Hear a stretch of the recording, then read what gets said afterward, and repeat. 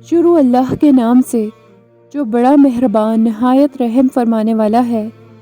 ناظرین کرام، ہم جانتے ہیں کہ نبی صلی اللہ علیہ وآلہ وسلم اپنی امت سے بے تحاشا محبت فرماتے تھے، اور اسی محبت کے پیش نظر آپ اپنی امت کو اپنے بعد لاحق آنے والے خدشات سے اکثر فکر مند ہوا کرتے تھے، اور صحابہ کرام سے بھی اس کا تذکرہ فرماتے تھے۔ ہم جانتے ہیں کہ اس امت کا ایک بہت بڑا فتنہ دنیا کی رنگینی میں گم ہو جانا اور مال و دولت کے پیچھے پڑ جانا بھی ہوگا۔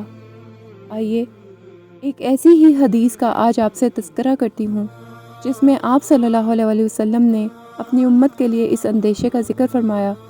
حضرت ابو سعید خدری رضی اللہ عنہ سے روایت ہے کہ رسول اللہ صلی اللہ علیہ وآلہ وسلم نے فرمایا، مجھے اپنے بعد تمہارے متعلق جس چیز کا اندیشہ ہے وہ یہ ہے کہ تم پر دنیا کی رونق اور اس کی زینت کا دروازہ کھول دیا جائے گا۔ ایک آدمی نے عرض کیا، اللہ کے رسول، کیا خیر برائی کو ساتھ لائے گی؟ آپ خاموش رہے، حتیٰ کہ ہم نے گمان کیا کہ آپ پر وحی اتاری جا رہی ہے۔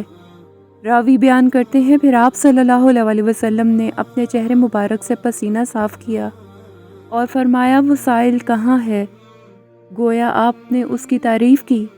آپ صلی اللہ علیہ وآلہ وسلم نے فرمایا، خیر شر کو ساتھ نہیں لائے گی۔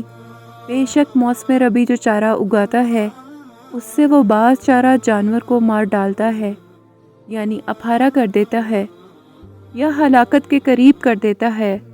البتہ سبز گھاس کھانے والا جانور کھاتا ہے حتیٰ کہ اس کے کوکھ نکل آتے ہیں۔ وہ سورج کی طرف رخ کر کے جگالی کرتا ہے، گوبر کرتا ہے اور پیشاب کرتا ہے، اور وہ دوبارہ چڑھنے چلا جاتا ہے اور دوبارہ سبز گھاس کھاتا ہے۔ یہ مال سرسبز و شاداب شیریں ہے، جس نے اسے اپنی ضرورت کے مطابق لیا اور اسے اس کے حق کے مطابق خرچ کیا تو وہ بہترین مددگار ہے، اور جس نے اسے اپنی ضرورت کے بغیر حاصل کیا تو وہ اس شخص کی طرح ہے جو کھاتا ہے لیکن سیر نہیں ہوتا، اور وہ مال روز قیامت اس کے خلاف گواہی دے گا۔ استغفر اللہ۔ اللہ تعالیٰ سے دعا ہے کہ وہ ہمارے مالوں کو ہمارے لیے باعث فتنہ نہ بنائے، اور قیامت والے دن یہ مال ہمارے حق میں گواہی دیں، نہ کہ ہمارے خلاف۔ اس ویڈیو کو صدقہ جاریہ کی نیت سے آگے ضرور پھیلائیں۔